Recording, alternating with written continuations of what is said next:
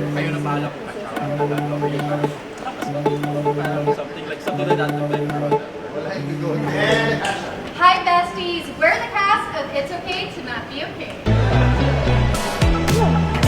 Pretty girls like you, dapat you know your worth. Right?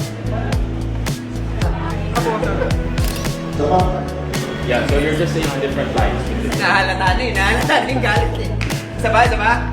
Nandito po kami ngayon para gumawa ng white rice.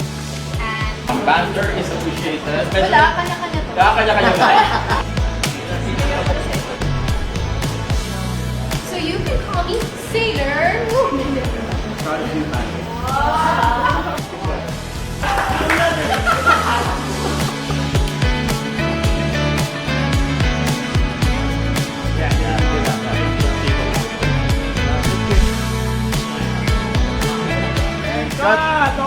Ang lamig pero pinapawisan ako eh.